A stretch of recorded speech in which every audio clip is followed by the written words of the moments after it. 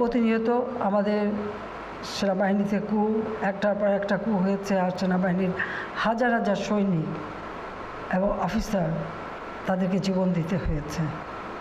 সেনাবাহিনীর আকাশ বাতাস সেদিন ভারাক্রান্ত ছিল বিধবার কান্না, সন্তানহারা পিতার কান্না, পিতারা সন্তানের কান্নায়। বিমান বাহিনীর শত শত অফিসার এবং সৈনিক তাদেরকেও হত্যা করা হয়। এই ধরনের একটি পরিবেশ ছিল।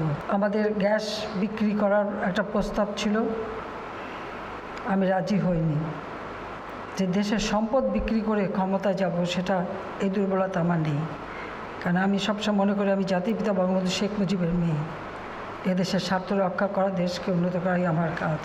আমি শুধু বলেছিলাম যে এই গ্যাস আমাদের একমাত্র প্রাকৃতিক সম্পদ, যা আমার দেশের মানুষের কাজে ব্যবহার হবে এবং আমাদের দেশের ভবিষ্যৎ প্রজন্মের জন্য রিজার্ভ থাকবে।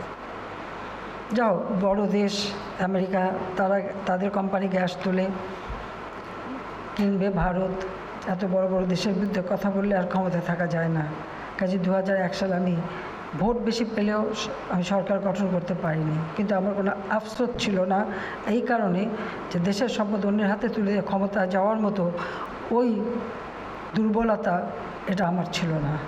আমরা সরকারে আসার পরে আমাদের ফোর্সেস গোল 2030 প্রণয়ন করি। জাতির পিতা যে প্রতিরক্ষা নীতিমালা প্রণয়ন করেছিলেন তারই ভিত্তিতে অত্যাধুনিক অ্যামফিবিয়াস ট্যাঙ্ক VT-5, তুরস্কে Bayraktar TB2 drone, tiger MLRS regiment, Mi-171 SH helicopter এবং কাশা C-295W এর মতো অত্যাধুনিক পরিবহন বিমান।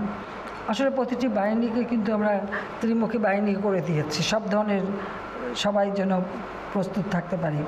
বিমান বিধ্বংসী মিসাইল FM-90 এবং অর্লিকন GDF-009 অ্যান্টি এয়ারক্রাফট গান, যা বাংলাদেশকে আঞ্চলিক এক শক্তি হিসেবে মর্যাদা দিয়েছে। আজকে বাংলাদেশ এখন যেমন স্বাধীনতা যুদ্ধের সময় যারা বলেছিল, যে সমস্ত বড় দেশ বলেছিল যে বাংলাদেশ স্বাধীন হয়ে কী হবে, ওটা একটা বাস্কেট কেস হবে, এখন অন্তত সেটা তারা বলতে পারে না, এবং তাদের বলতে হয় যে বাংলাদেশ এখন একটা উন্নয়নের রোল মডেল।